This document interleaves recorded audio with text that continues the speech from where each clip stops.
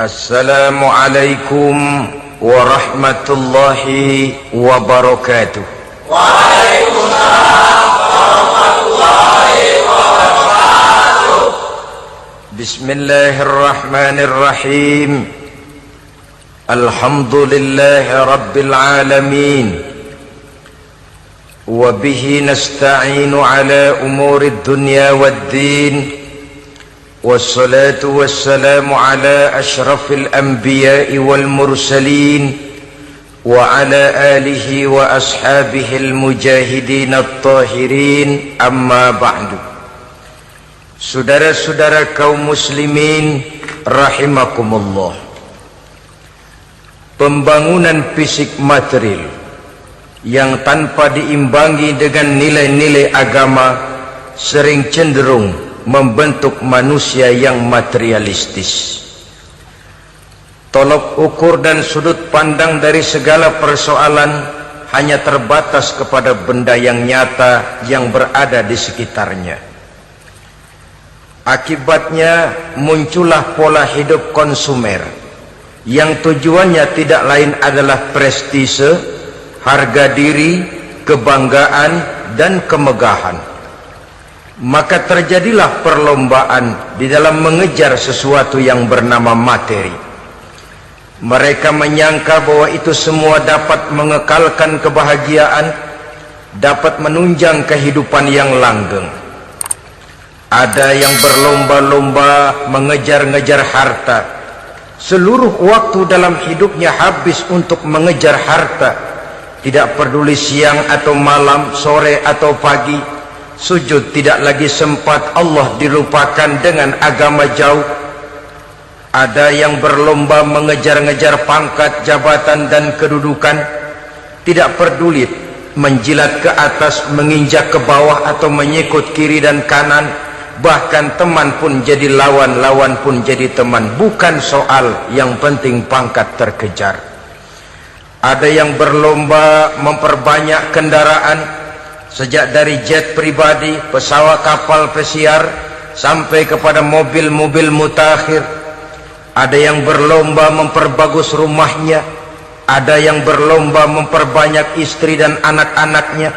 Seluruhnya tenggelam di dalam perlombaan yang menurut ukuran mereka akan mendatangkan prestise, kemegahan, dan kebanggaan.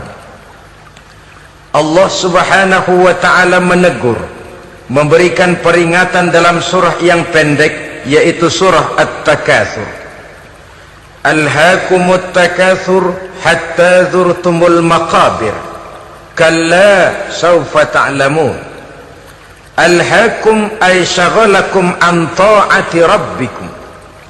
Kamu telah lalai daripada taat kepada Tuhanmu, dan yang menyebabkan kamu lalai itu tidak lain at-takatsur. At-takatsur artinya at-tabahi bi kathrati mata'id dunya, bermegah-megah dengan memperbanyak kesenangan hidup duniawi. Dengan kata lain, berlomba-lomba mengejar kemegahan duniawi telah menyebabkan kamu lalai daripada mengingat, daripada taat kepada Allah subhanahu wa ta'ala. Apabila orang cenderung materialistis, seluruh kegiatan hidup dikerahkan untuk berlomba memperbanyak materi, apa namanya harta benda, apa namanya rumah, apa namanya pangkat dan jabatan, maka dikala itu seseorang akan sangat mudah lalai daripada taat kepada Allah subhanahu wa ta'ala. Hilanglah kesadaran bahwa sesungguhnya apapun yang kita miliki dalam kehidupan dunia ini tidak lain hanya barang titipan sementara. Kita cari, kita kejar, tapi setelah kita dapatkan, jangan dia dijadikan tujuan. Jadikanlah dia sebagai alat. Apabila harta benda duniawi sudah dijadikan sebagai tujuan daripada kehidupan, maka sesungguhnya kita sudah terseret dalam satu siklus, satu lingkaran setan yang tidak akan pernah berujung. Sebab manusia dalam berhadapan dengan materi duniawi tidak akan pernah mengenal kata cukup, tidak akan pernah mengenal kata puas, dan tidak akan pernah bertemu dengan titik. Selalu koma, selalu kurang, selalu tidak ada cukupnya. Apalagi kalau bicara soal keenakan, kenikmatan, kesenangan, itu cuma sekedar sudut pandang saja. Saudara barangkali kalau mengkhayal akan berkata, alangkah enaknya jadi menteri, naik mobil empuk ber-AC kemana-mana disambut. Menteri juga barangkali akan berkhayal seperti saudara, alangkah enaknya jadi rakyat biasa, bebas duduk angkat kaki di warteg tanpa ada yang mengamankan, tanpa harus terikat oleh protokol-protokolan, tanpa harus diatur ini dan itu. Jadi perbedaan cuma sudut pandang saja. Mungkin tukang bakso melihat tukang cukur itu enak, sebab kepala siapa saja bisa dipegang. Tapi barangkali juga tukang cukur melihat tukang bakso itu enak, dan begitulah selanjutnya. Keenakan cuma perbedaan sudut pandang. Saudara-saudara kaum muslimin rahimakumullah, oleh sebab itu agama memberikan kesadaran seluruh yang kita miliki, yang dititipi oleh Allah dalam kehidupan ini berupa materi keduniaan, hakikatnya adalah alat dan bukan sebagai tujuan. Apabila alat sudah kita jadikan tujuan, kita akan terjebak ke dalam satu perlombaan yang justru akan mencelakakan kita sendiri. Inilah yang saya maksud dengan sirkuit celaka. Perlombaan yang hanya membuat kita jerih, payah, keringat bercucuran, tenaga terkuras, tapi tidak akan pernah sampai ke garis finish. Karena memang tidak ada garis finishnya. Betapapun jauhnya satu perlombaan, dia mesti punya garis finish. Tapi kalau sudah at-takatsur, berlomba bermegah-megah diri, maka barangkali tidak akan pernah ada garis finishnya. Kita akan terseret dalam lingkaran setan, berputar di seputar itu tanpa tahu kapan berhenti dan di mana titiknya. Agamalah yang memberikan kesadaran. Alhaakumut takatsur, bermegah-megahan telah membuat kamu lalai daripada taat kepada Allah Tuhanmu. Semua sadar bahwa kita diciptakan tidak lain adalah untuk mengabdi kepada Allah. Nilai pengabdian ini sering lentur, nilai pengabdian ini sering luntur, manakala kita sudah berlomba-lomba bermegah-megah dengan materi kehidupan dunia. Islam jelas tidak menganjurkan penganutnya jadi orang miskin. Bahkan Imam Ali karramallahu wajhah pernah mengatakan, kemiskinan bisa menyebabkan kekufuran. Ayat yang pertama turun juga kita tahu, Iqra, baca olehmu. Kan seolah-olah Quran cuma tidak langsung saja bilang, hai orang Islam, kamu jangan jadi bodoh. Kebodohan menimbulkan kemiskinan, kemiskinan mendekatkan kita kepada kekufuran. Jadi miskin sama kufur tetangga. Artinya dalam kondisi miskin, kemudi hati itu mudah terombang-ambing. Oleh sebab itu sering kemiskinan umat Islam ini dimanfaatkan oleh orang-orang lain untuk menyebarkan agamanya. Padahal agama adalah soal keyakinan yang tidak mungkin ditunjang dengan supermi, ditunjang dengan beras, pakaian, obat-obatan, beasiswa. Agama adalah soal keyakinan. Keyakinan adalah soal kebenaran, dan kebenaran itu adalah milik bersama. Tujuan diciptakannya manusia tidak lain adalah untuk melaksanakan ibadah. Kalau orang tenggelam dalam perlombaan memperbanyak harta, mempertinggi kedudukan, memperindah segala macam yang sifatnya duniawi, biasanya itu akan membuat dia lalai dari taatnya kepada Allah Azza wa Jalla. Kadang bukan hanya lalai daripada taat, juga sering terjebak kepada maksiat. Karena kalau pola pandang dan tolok ukur sudah benda duniawi semata-mata, sangat tidak mustahil orang lalu terjebak ke dalam prinsip menghalalkan segala cara. Asal sudah tujuan tercapai, cara apapun halal. Akhirat nomor 18. Nah, bukankah memang barangkali kita sejak kecil sudah dilatih untuk materialistis. Umpamanya kita hanya sering dilatih untuk takut kepada yang konkret-konkret saja, takut kepada yang nyata-nyata saja. Seorang ibu kalau menakuti anaknya, aduh nak, kenapa ini kau kerjakan? Kalau bapakmu tahu, waduh, habis kamu. Nah, kita lihat, kalau bapakmu tahu, kalau polisi tahu, kalau hansip tahu, kalau satpam tahu. Tapi jarang seorang ibu menanamkan kepada anak, nak, kenapa ini yang kau lakukan, nak? Bukankah kau tahu Allah lihat, Allah tahu, Allah dengar, Allah, nak? Diajarkan takut kepada yang gaib. Karena kalau takut dia kepada polisi, dia pasti bisa cari tempat lain dong yang polisi kagak lihat. Kalau takut dia kepada satpam, minggir dong ke tempat yang kira-kira satpam nggak lihat. Tapi kalau sudah takut itu terpulang kepada Allah, kepada yang gaib, tidak sejengkal tanah pun yang terhalang dari pengetahuan Allah. Tapi itulah salahnya kita. Sejak kecil anak-anak sudah kita latih untuk takut hanya kepada yang konkret-konkret saja. Akibatnya sampai dia besar melembaga dalam kehidupannya. Dia nyolong, kata temannya, kamu nyolong ya? Iya. Kok nyolong sih? Emang? Kenapa nyolong? Biarin.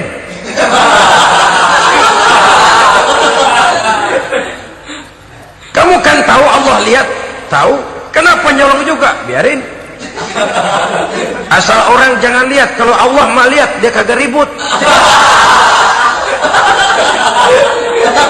Allah enggak ribut katanya.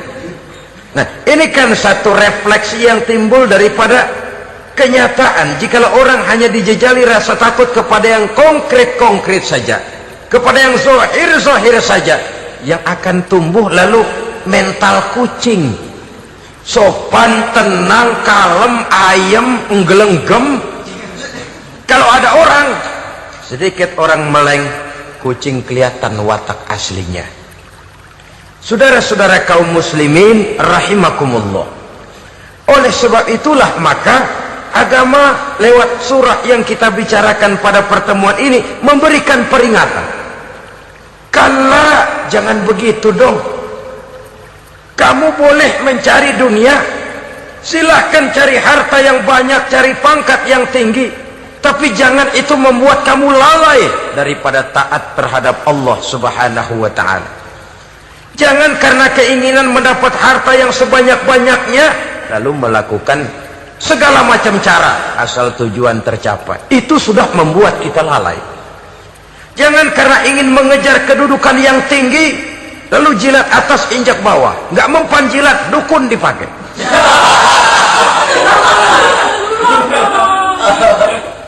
Itu kan sudah membuat kita lalai. Nanti kalau berhasil, wah, dukun kita paten. Tapi kalau gagal, dukun sialan, kagak mampu. Hilanglah Allah dalam kehidupan kita, makin materialis, dan perlombaan ini membawa kita kepada kecelakaan. Kala, sekali-kali jangan begitu. Berlomba boleh, cari uang yang banyak, tapi setelah uang didapatkan, jadikan dia sebagai alat, jangan dijadikan sebagai tujuan. Saudara, bekerjalah yang giat, carilah uang, tapi setelah dapat, ajak ngomong tuh duit. Bagaimana ajak ngomongnya? Gini, duit, setengah mati gue nyari lo duit lo. Sore, pagi, siang, malam, peres keringat, banting tulang kaki, jadi kepala, kepala jadi kaki, nyariin lo duit. Sekarang kamu sudah saya dapatkan, kamu milik saya duit. Karena kamu milik saya, jadilah kamu budak saya. Jangan saya yang jadi budak kamu. Ini idealnya. Kamu harus jadi budak saya, jangan saya yang jadi budak kamu. Nyatanya kan ada orang nyari duit, setelah duitnya banyak dibudakin oleh duit. Dia sendiri tidak bisa merasakan kesenangan daripada duitnya, konon lagi orang lain. Mau ke pasar ngitung 16 kali. naik bajai, 1000 itu kalau ratusan semua 1000 lembar. Hitung-hitung, mendingan jalan kaki. Jalan kaki tengah hari bolong panas, kan dibudakkan oleh uang. Cari karier, kejar pangkat, kejar kedudukan. Setelah ditemukan itu, jadikan dia sebagai alat, jangan dijadikan tujuan. Pangkat kau milikku, karena kau milikku kau harus jadi budakku, jangan aku yang jadi budak kau. Pangkat suatu saat dia harus lepas dari kita, jiwa ini lapang. Kenapa? Dahulu pun ketika lahir ke dunia tidak ada pangkat yang kita sandang, dahulu pun ketika lahir ke dunia tidak ada harta yang kita bawa. Jadi harta itu, pangkat itu, kedudukan itu ada dalam hati, tapi tidak berurat dan berakar. Kalau dia berurat dan berakar dalam hati, berat misah sama harta itu, berat. Sekedar ngasih fakir miskin cepet juga berhitungnya 17 lembar.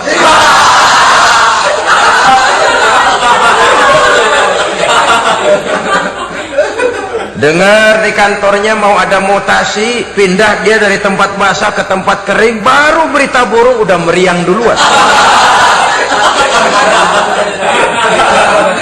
Ini nanti bagaimana, itu nanti bagaimana, ini nanti bagaimana. Kan tidak jarang orang yang kena apa istilah kerennya zaman sekarang itu post power syndrome. Post power syndrome ini pernah dianalisa oleh Nabi. Kata beliau, irhamu salasatan minan nas, sayangilah 3 macam manusia. Siapa mereka? Pertama, azizan zalla, orang terhormat yang jatuh hina. Ini yang sering terkena post power syndrome. Biasa kemana-mana dikawal, dihormati, datang ke tempat ini protokol siap, ini serba diatur, semua serba beres. Begitu jabatan selesai atau pensiun, habis orang gak indah-indah. Dia lihat orang diemin aja, orang diemin, orang tonton. Ini kalau nggak kuat mentalnya, itu kena post power syndrome. Akibatnya ya bisa jantungan, bisa lever, bisa darah tinggi. Ya penyakit-penyakit yang zaman dulu kita nggak kenal. Ini kan makin banyak dokter, makin maju ilmu kedokteran, makin aneh penyakit. Saudara hadirin yang saya hormati, post power syndrome kena apa yang dinamakan frozen emotional attitude. Tidak kuat menghadapi kenyataan. Azizan zalla, orang terhormat yang jatuh hina, itu sangat perlu dikasihani. Yang kedua, ghaniyan qad iftaqara, orang kaya jatuh miskin. Ini juga sama. Biasa hidup apa ada, serba ada, lalu harus hidup apa adanya. Ini kalau kurang-kurang kuat benar-benar memble ini.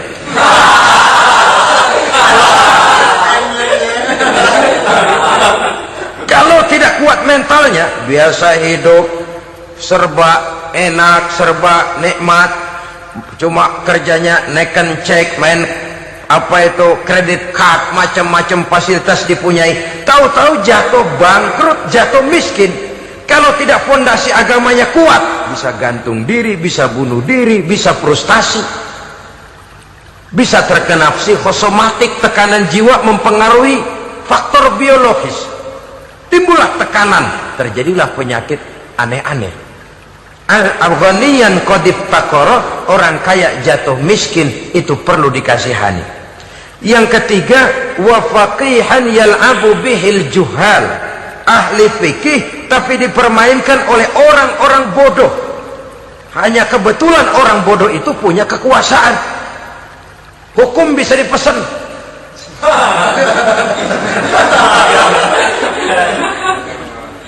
Aturannya haram, Ustaz, ada haram dikit aja dah.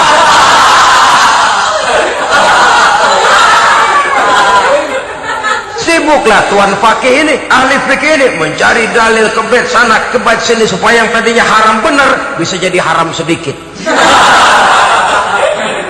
Padahal yang minta ini orang bodoh, tidak ngerti agama, cuma karena punya kekuasaan dipermainkan oleh orang yang fakih. Orang yang fakih ini dipermainkan.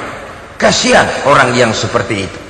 Wa faqihan yal'abu bihil juhal, ahli fikih tapi dipermainkan oleh orang-orang bodoh. Akibatnya karismanya hilang, wibawanya lenyap. Dia menyangka bahwa dengan mengharam-haram sedikit-sedikit itu dia bisa mendapat keuntungan yang berganda-ganda, padahal akibatnya itu hanya akan membawa kecelakaan saja. Allah peringatkan benar, kala, sekali-kali jangan begitu. Cari uang yang banyak silahkan, ngejar kedudukan yang bagus boleh, bikin rumah yang hebat silahkan, ada kendaraan bagus silahkan, tapi jangan sampai kamu terjebak kepada sirkuit celakai, perlombaan yang tidak ada garis finishnya. Sering dicontohkan orang menghayal, melamun, kamu kenapa nggak mau ibadah? Lah bagaimana mau sembahyang, saya di Jakarta masih ngontrak.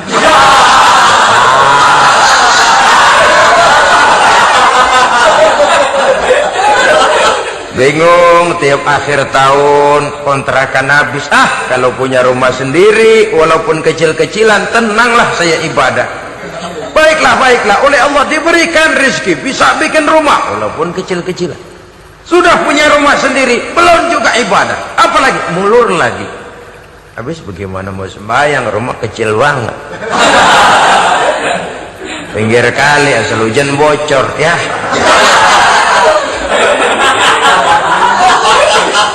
Kalau bisa punya rumah permanen, rajin dah ibadah dah. Iyalah, diberikan rezeki, bisa bikin rumah besar, kamarnya banyak, halamannya luas, kendaraan belum ada, perabotan belum lengkap. Sudah ada kendaraan, belum kayak orang-orang. Sudah kayak orang-orang, masih sama dong, kudu di atas. Kapanlah selesainya? Kala, sekali-kali jangan begitu. Jangan kamu mengumpulkan harta bermegah-megah membuat kamu lalai dari taat kepada Tuhanmu. Engkau tinggalkan rukuk dan sujud, engkau jauh dari masjid, engkau kering dari kehidupan beragama. Sebab itulah maka pembangunan fisik material tidak bisa dipisahkan dengan pembangunan mental spiritual. Tidak hanya cuma dalam teori, tapi juga harus dalam praktek. Selalu pembangunan yang hanya mengarah kepada fisik material, jauh dan kering dari agama, hanya akan melahirkan manusia-manusia materialistis yang terjebak di dalam sirkuit celaka, perlombaan yang tidak pernah mengenal garis finish. Sebab itu agama mengajarkan, orang kaya itu siapa sih? Yang banyak duit? Belum tentu. Yang kebunnya di mana-mana ngebelata? Belum tentu. Yang pabriknya selebar-lebar? Belum tentu. Yang punya segala macam peternakan, dari peternakan gajah sampai peternakan kutu?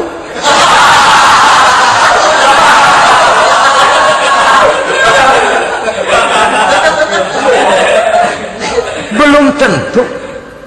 Agama memberikan tuntunan yang sangat luhur. Orang kaya itu adalah orang yang hidupnya cukup. Orang miskin itu orang yang selalu merasa kurang. Bagaimanapun banyak duit saudara miliki, kalau masih merasa kurang, masih miskin saudara. Saya punya uang 1.000 rupiah, Anda punya uang 1 juta rupiah. Mungkin saya lebih kaya dengan uang yang 1.000 ketimbang Anda 1 juta. Kenapa? Dalam tangan saya uang 1.000 besar, artinya sesuai dengan kebutuhan saya. Tapi di tangan Anda uang 1 juta, kebutuhan Anda lebih besar daripada itu lagi. Maka agama mengajarkan sifat qanaah, merasa cukup, dan itulah sumber kekayaan yang hakiki. Orang kaya adalah orang yang hidupnya cukup. Kalla saufa ta'lamun, jangan begitu, nanti kamu akan tahu. Summa kalla saufa ta'lamun, jangan sekali-kali begitu, suatu saat kamu pasti akan tahu. Kalla law ta'lamuna ilmal yaqin thumma latarawunnaha 'ainal yaqin thumma latus'alunna yawma idzin 'anil na'im. Nah, kapan perlombaan ini akan menyadarkan orang biasanya? Hatta zurtumul maqabir, sampai kamu dekat ke liang kubur. Itu biasanya kalau istilah orang sekarang baru ngeh. Asal sudah napas sampai tenggorokan disambung dengan selang, sudah Senin Kemis dibantu dengan alat picu jantung, gerak gerak gerak gerak, sudah kayak orang mau gergaji kayu. Dikala itu barulah sadar orang biasanya. Dan kesadaran semacam itu kesadaran yang terlambat, kesadaran ala Fir'aun. Fir'aun selagi hidup diajak beriman dan nehi aja.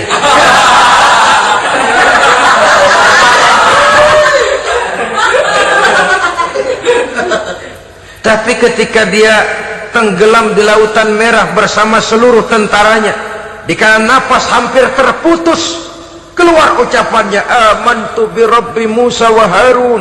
Aduh, kalau begini mah saya juga percaya kepada Tuhannya Musa dan Harun. Saya beriman kepada Allah. Lagi timbul tenggelam mau sekarat baru beriman. Hatta zurtumul maqabir. Kamu telah lalai dari sebab bermegah-megah sampai kamu masuk ke liang kubur, dekat ke liang kubur. Kalimat zurtum di sini menjelaskan bahwa kubur itu tidak selamanya.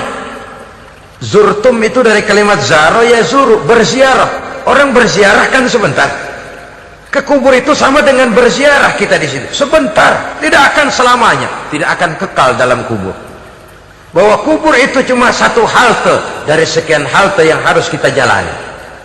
Hatta zurtumul maqabir ay mutum wa dufintum fil kubur, sampai kamu mati dikubumikan dalam kubur, barulah kamu sadar bahwa perlombaan itu hanya sia-sia, bahwa perlombaan itu tidak akan pernah mengenal garis finish, bahwa perlombaan itu akan membuat kamu celaka. Begitulah umumnya kebanyakan orang yang terjebak ke dalam paham materialis, baru menyadari kesalahan langkahnya pada saat napas sudah sampai di tenggorokan. Ternyata uangnya yang miliaran rupiah tidak sanggup menyambung nafasnya. Ternyata kendaraan yang serba mewah berkilat tidak sanggup meneruskan kehidupannya. Ternyata pangkat jabatannya yang tinggi yang membuat dia menyebabkan temannya jadi lawan, lawannya jadi teman, tidak akan sanggup menghentikan sang malaikat maut. Kalau keadaan sudah begitu, baru sadarlah kita terlambat. Karena saat seperti itu akan dihadapi oleh setiap orang. Kala, jangan begitu. Sadarlah kamu bahwa kalau sudah dekat ke liang kubur kamu baru insaf, itu terlambat. Sebelum nafas sampai di tenggorokan, pintu tobat masih selalu terbuka. Tapi manakala nafas sudah sampai di tenggorokan, tertutuplah pintu tobat untuk orang yang bersangkutan. Oleh sebab itu, perlombaan dengan bermegah-megah terhadap materi duniawi, tolok ukur dan pandangan hidup yang terbatas kepada wujud benda semata-mata, memang sering menyebabkan orang lalai, sering menyebabkan orang lupa diri, tidak sadar tentang hakikat yang terpenting dari kehidupan ini, yaitu tentang dari mana dia datang, di mana dia sekarang, dan kemana dia akan pulang. Sungguh, ilmu pengetahuan tidak akan pernah mampu menjawab persoalan ini. Sungguh, filsafat juga tidak berdaya menghadapi pertanyaan seperti ini. Hanya agama yang mampu memberikan kepastian batin tentang hakikat dari mana kita datang, di mana kita sekarang, dan kemana kita akan pulang. Makin kita renungi pertanyaan ini, makin kita menemukan diri sendiri. Dan makin kita menemukan mengenal diri sendiri, kita akan semakin mengenal Allah Subhanahu wa ta'ala. Semakin kita mengenal Allah, maka akan semakin terpanggil kita untuk dekat dengannya, mentaati segala perintahnya, dan berupaya menjauhi segala yang dilarangnya. Dengan demikian selamatlah kita dari satu perlombaan yang hanya akan menyeret kita kepada menghalalkan segala cara, jauh dari agama, jauh dari Allah, bahkan jauh dari sesama manusia. Karena umumnya perlombaan seperti ini akan cenderung melahirkan manusia yang egois. Muslimin rahimakumullah.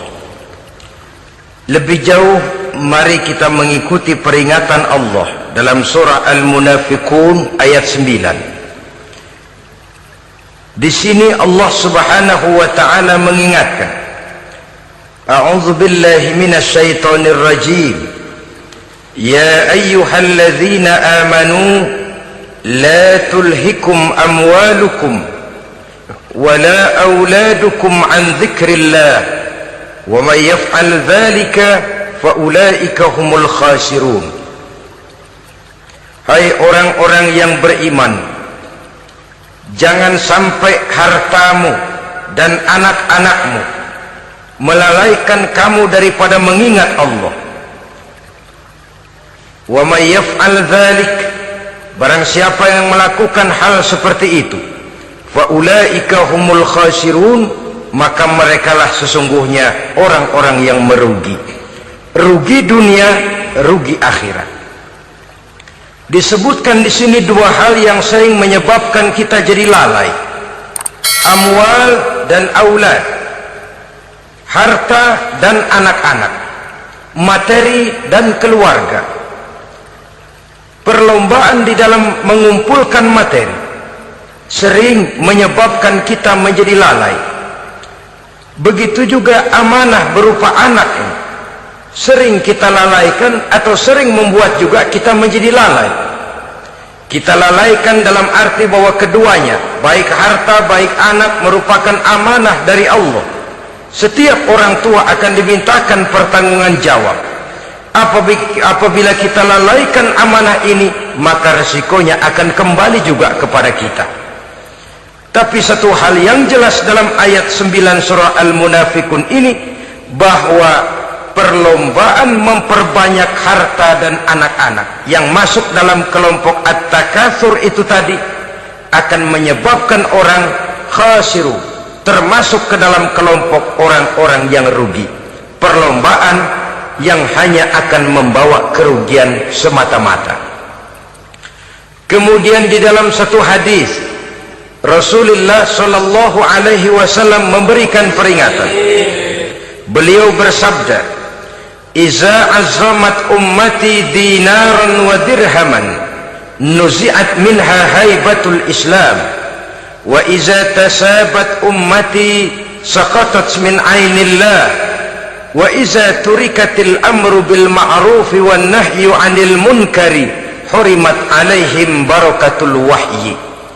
Ada tiga hal yang kalau kita kerjakan akan menimbulkan tiga macam akibat di dalam hadis ini. Pertama, iza azamat ummati dinaran wa dirhaman. Apabila umatku sudah mengagung-agungkan dinar dan dirham, artinya kalau umatku sudah jatuh menjadi umat yang materialistis, segalanya diukur dari dinar dan dirham. Dinar dan dirham ini kalau bahasa Inggrisnya dokat.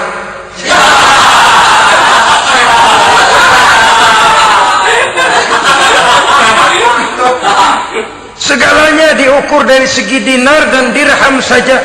Nuzi'at minha haibatul Islam, akan dicabutlah kehebatan Islam dari mereka. Memang ada kalanya kita berkata bahwa tanpa uang kita tidak bisa berbuat apa-apa. Tapi kalau itu dijadikan landasan dari segala sesuatu, itu yang dijadikan ukuran, itu yang dijadikan tujuan, kita hakikatnya sudah gagal sebelum melangkah. Apapun saja profesi kita, apabila sudah menjadi pendewa dinar dan dirham, akan hilanglah kehebatan Islam, akan dicabut kehebatan Islam itu. Umat Islam bisa dibeli, ulama bisa dikontrak, kiai bisa dicarter.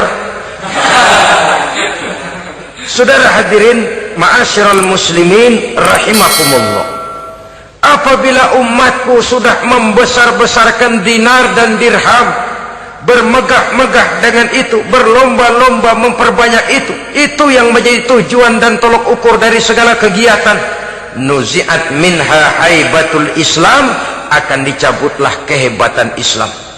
Hilang itu wibawa. Walaupun dia bernama umat mayoritas dalam jumlah, tetapi dia minoritas dalam peranan.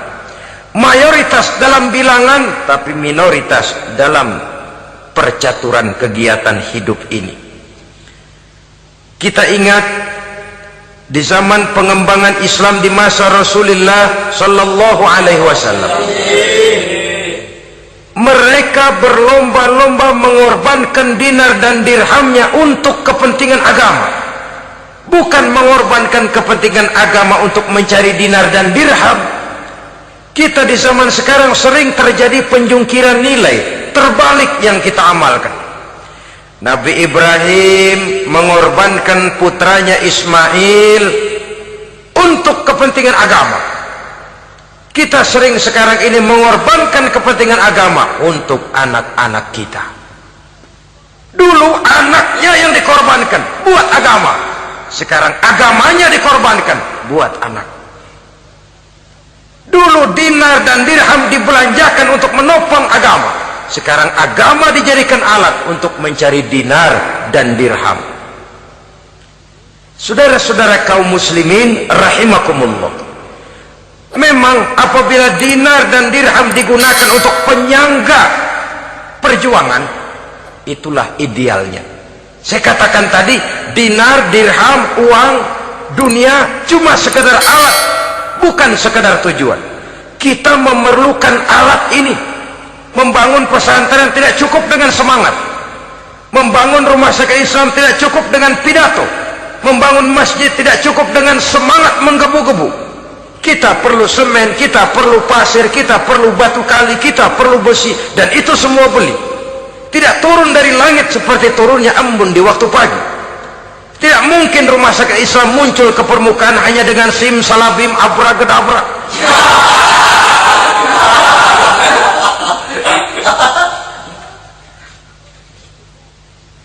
Oleh sebab itu, saya bersyukur kecenderungan belakangan ini pengajian-pengajian akbar di berbagai tempat tidak hanya sebagai ajang untuk menanamkan akidah, membina ukhuwah, tapi juga menjadi sarana di mana kita mengumpulkan dana, menghimpun potensi umat, menginventarisir potensi untuk kepentingan pengembangan daripada agama.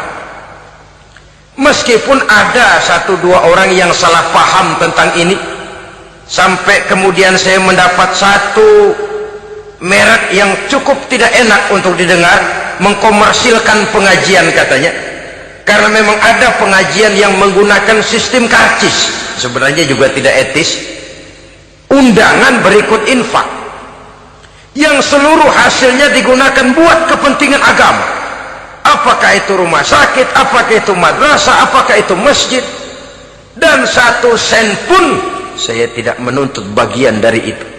Saya malah berprinsip sepanjang saya masih laku untuk dijual dan itu memang buat kepentingan agama, persilahkan jual saja, asal buat masjid, pesantren, madrasah, rumah sakit Islam, kegiatan syiar dan dakwah, silakan. Tapi kalau sudah dijual buat kepentingan pribadi, memperkaya diri sendiri, tentunya dunia akhirat sulit untuk ridho kepada tingkah laku yang semacam itu. Kita memerlukan dana, umat di daerah membangun memerlukan dana, dan dana itu tidak hanya datang begitu saja. Kita bersyukur bahwa untuk menghadiri pengajian sekarang ini orang mau mengeluarkan uang, mau memberikan infak dengan ikhlas, tidak dengan keterpaksaan. Kenapa tidak? Sehingga ini lalu diinventarisir untuk kepentingan pembangunan agama. Ratusan juta rupiah terkumpul dari pengajian-pengajian rutin ini, pengajian-pengajian akbar ini. Puluhan masjid terbantu, rumah sakit Islam terbantu, musola selesai. Ya walaupun tidak lalu semuanya beres, tapi gemaknya itu sudah cukup menyentuh untuk menyadarkan orang bahwa harta baru kekal kalau dia sudah dibelanjakan di jalan Allah. Nah, yang celaka kalau dinar dan dirham itu yang dijadikan tujuan. Mengadakan pengajian semata-mata untuk cari uang, uangnya buat kantongnya dewek. Itu yang membuat dicabutnya kehebatan Islam itu. Segalanya diukur dari sudut itu.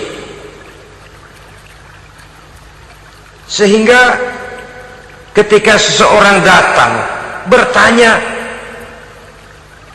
tentang hal-hal yang berkaitan dengan ini, maka hal semacam ini sesungguhnya satu nikmat yang perlu kita syukuri sepanjang menginventarisir potensi umat benar-benar digunakan buat kepentingan daripada agama kita. Jadi peringatan tegas dari Nabi ini, iza azzamat ummati dinarun wa dirhaman nuzi'at minha haibatul Islam. Apabila umatku sudah mengagung-agungkan dinar dan dirham, maka akan dicabutlah kehebatan Islam dari tengah-tengah mereka. Remeh saja orang memandang kita, enteng saja orang memandang kita. Satu.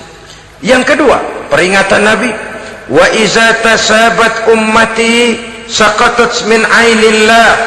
Apabila umatku sudah saling mencaci maki, apabila umatku sudah saling berbantah-bantahan, saqatat min ainillah, jatuhlah mereka dalam pandangan Allah. Kalau sesama umat ini sudah saling menjelekkan, apakah yang menjelekkan itu lebih bagus dari yang dijelekkan di hadapan Allah? Dua-duanya sama rendahnya.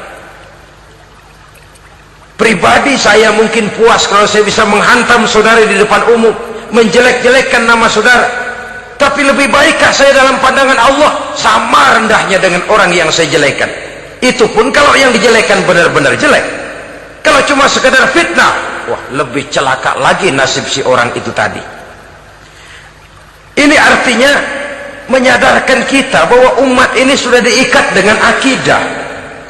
Beraneka ragam kita, tapi harus ada kebersamaan. Berbeda kita, tapi harus satu, sebagai satu ummatan wahidah, satu umat yang satu. Oleh sebab itu, persamaannya lah yang harus kita angkat ke permukaan, bukan perbedaannya yang kita perbesar. Sudah datang waktunya umat Islam bangun dari tidurnya, jangan lagi dibuai oleh irama mayoritas. Sudah lewat masanya kita bertengkar karena persoalan-persoalan kecil yang tidak prinsip. Sudah datang waktunya umat Islam bersatu, menyusun saf yang lebih lurus, oleh karena ia dihadapkan kepada tantangan-tantangan yang tidak semakin ringan. Kalau kita bertengkar dengan kita, kalau kita saling mencaci sesama kita, bukankah Yahudi tepuk tangan? Bukankah Nasrani menari-nari? Bukankah pihak ketiga akan menangguk di air keruh? Dan kerugian akan terpulang kepada kita semua. Tapi inilah realita, bahwa yang kita hadapi ini sesungguhnya musuh kita di luar kita, bukan di dalam kita. Apakah itu kemiskinan, kebodohan, maksiat, munkarat, ketidakadilan, kezaliman, kesewenang-wenangan, dan lain sebagainya. Yang musuh jadikan musuh, yang teman mari kita rangkul. Jangan terbalik, teman dimusuhi, musuh malah dirangkul. Maka berpesta poralah musuh-musuh Islam ini. Saudara-saudara kaum muslimin rahimakumullah, Nabi memperingatkan dengan tegas, wa iza tasabat ummati saqatat min ainillah. Jikalau umatku sudah saling mencaci maki, sudah saling berbantah-bantahan, jatuhlah mereka dalam pandangan Allah. Satu ayat menjelaskan, jangan sebagian kamu meremehkan, yaskhar, mengecilkan, menganggap enteng orang lain. Boleh jadi yang dihina, diremehkan, dianggap enteng itu nilainya lebih bagus daripada yang menganggap enteng. Hakikat segala sesuatu itu cuma kembali kepada Allah. Di sanalah penilaian finalnya. Manusia hanya melihat yang zahir. Makin banyak harapan hidup ini kita gantungkan kepada manusia, makin banyak kita harus bersiap untuk kecewa. Saudara-saudara kaum muslimin rahimakumullah.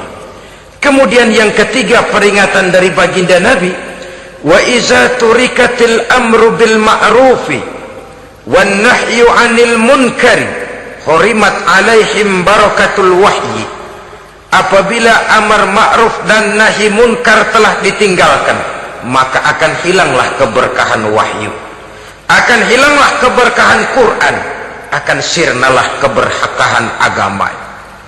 Amar ma'ruf dan nahi munkar ditinggalkan, artinya di tengah masyarakat sudah tidak ada lagi yang menyerukan ini baik, ini tidak baik, ini halal, itu haram. Mari kita sholat, mari makmurkan taklim, santuni yatim piatu, makmurkan masjid. Seruan ke arah itu tidak lagi terdengar. Sementara tinggalkan judi, tinggalkan minuman keras, jauhi zina, seruan semacam itu pun tidak lagi terdengar. Maka hilanglah keberkahan wahyu itu. Karena amar ma'ruf dan nahi munkar merupakan bagian daripada ajaran agama kita. Menjadi sponsor dari segala macam kebajikan dan menjadi penghalang daripada segala macam kemunkaran sesuai dengan batas kemampuan yang kita miliki masing-masing. Nah, saya kembali kepada persoalan pokok di awal pembicaraan tadi. Bagaimana jalan keluarnya? Jalan keluarnya tidak lain adalah upaya. Bagaimana kegiatan yang sifatnya fisik material ini diimbangi dengan kegiatan yang bersifat mental spiritual. Upaya menghidupkan majelis-majelis taklim, upaya memakmurkan masjid-masjid sebagai laboratorium rohani untuk mewujudkan keseimbangan dalam pola pikir yang akan berlanjut dalam gerak hidup yang kemudian akan tertuang dalam segala perbuatan manusia. Apabila sudah terwujud kepincangan dalam pola pikir, akan pincanglah caranya bertindak dan berbuat, akan pincanglah pandangan hidupnya, akan pincanglah orientasinya di dalam kehidupan ini. Oleh karena itu, Islam dalam berbagai aspek kehidupan mengajarkan sistem keseimbangan. Mencari harta boleh, tapi tidak boleh keluar dalam kerangka fastabiqul khairat. Berlomba-lomba silakan, tapi untuk kebaikan, bukan untuk bermegah-megah, bukan untuk menumbuhkan gengsi, bukan untuk meninggikan prestise dan harga diri, tapi fastabiqul khairat, berlomba-lomba di dalam mengejar kebajikan, di dalam menyebarkan kebaikan. Bukan sekedar berlomba-lomba, tapi tolong menolong, bantu membantu. Ta'awanu 'alal birri wat taqwa wala ta'awanu 'alal ismi wal udwan. Bertolong-tolonganlah kamu di dalam kebaikan dan takwa, jangan bertolong-tolongan di dalam perbuatan dosa dan permusuhan. Kerjasama di dalam kebaikan, kerjasama di dalam ketakwaan. Ada satu contoh yang menarik bahwa umat Islam di dalam ia menjalin kebersamaan itu harus seperti orang main sepak bola. Saudara lihat, orang main sepak bola, kalau pertandingan belum dimulai, silakan kumpul di luar lapangan, atur strategi yang baik. Tapi kalau pertandingan sudah dimulai, turun ke lapangan hijau, jangan kumpul terus. Masa ada sepak bola gotong royong, groyok ke sana, groyok ke sini, ya kalah terus. Harus ada yang jadi penyerang tengah, kan begitu toh sepak bola. Harus ada yang jadi kiri luar, kanan dalam, striker, back, penjaga gawang. Yang penting kerjasama, teamwork, lalu mampu menciptakan operan-operan. Yang jadi back jangan ngiri sama yang jadi penyerang tengah. Jangan hasut, sebab bagaimanapun juga andai kata si penyerang tengah berhasil menjaringkan bola ke gawang lawan, kan kemenangan bukan kemenangan satu orang, kemenangan satu kesebelasan, kemenangan satu tim. Ini yang sering terjadi, back ngiri sama penjaga gawang, lalu penjaga gawang ngiri sama penyerang tengah, penyerang tengah ngiri sama kiri luar. Ya kapan mau menggolkan ke gawang lawan? Kita ini satu kesebelasan, posisi boleh berbeda. Umat Islam itu harus ada yang jadi camat, lurah, bupati, gubernur, menteri, jadi jenderal, jadi konglomerat, jadi pengusaha, jadi teknokrat. Yang penting kerjasama, teamwork, mampu menciptakan operan-operan yang akurat. Diego Armando Maradona, enggak pakai dia, enggak, itu katanya maha bintang, gagah, hebat, bintang lapangan hijau. Kapan Maradona hebat? Kalau ditunjang oleh 10 temannya yang lain, merupakan satu kesebelasan. Bagaimanapun hebatnya Diego Armando Maradona, kalau dia sendirian lawan satu kesebelasan, remek.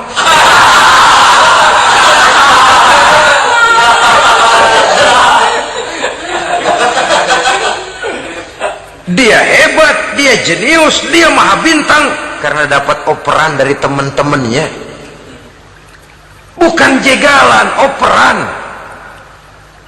Jadi oleh sebab itu bagaimana kita menciptakan operan-operan akurat yang akan melahirkan kebersamaan di tengah-tengah umat. Artinya satu contoh saja, misalnya seorang pengusaha besar oleh karena kesibukannya di dunia bisnis tidak perlu jadi ketua pembangunan musola, tapi kalau ada musola belum selesai, operan. Operannya itu yang penting. Apa yang dioper itu? Semen, apa batu kali, apa besi, yang penting operan. Operannya akurat. Kadang-kadang ada terjadi juga frustasi ngelihat lawan kesebelasannya terlalu kuat, ngoper ke gawang sendiri. Jebol. Kan sering terjadi begitu. Muslim didukung oleh umat Islam, ketika punya posisi menguntungkan malah mempersulit Islam. Ini kan ngoper ke gawang sendiri, bunuh diri namanya. Boro-boro jebolin gawang lawan, asal jangan bunuh diri juga lumayan. Jadi kalau saja kita mampu menciptakan kebersamaan seperti ini, baju boleh berbeda, seorang muslim boleh dibungkus baju abri, boleh dibungkus baju dokter, boleh dibungkus baju teknokrat, boleh dibungkus baju konglomerat, sekedar baju. Tapi kalau terbukalah baju itu, kelihatan dadanya, terbersit nilai imannya, meresap sampai ke tulang sumsumnya, dan pada saat Islam dikuti-kuti akan timbul kecintaannya, akan timbul saya muslim dan saya bangga dengan Islam saya muslim dan saya mau berbuat untuk Islam saya muslim dan saya siap mati untuk Islam saya. Dengan baju apapun dia terbungkus, kalau roh, jiwa dan semangat semacam ini tertanam, saya yakin kita umat Islam akan mampu berbuat lebih banyak dengan mewujudkan operan-operan akurat yang sangat diharapkan oleh umat itu tadi. Oleh sebab itu, saudara-saudara kaum muslimin rahimakumullah, baju boleh berbeda, bendera boleh beraneka warna, tapi jikalau bernama muslim, persamaannya yang dicari, jangan perbedaannya yang diperbesar. Nilai persaudaraan yang diikat dengan akidah semacam inilah yang banyak dicari orang, yang banyak menyebabkan orang masuk Islam. Di mana masjid kelihatan benar sebagai simbol kehidupan demokrasi.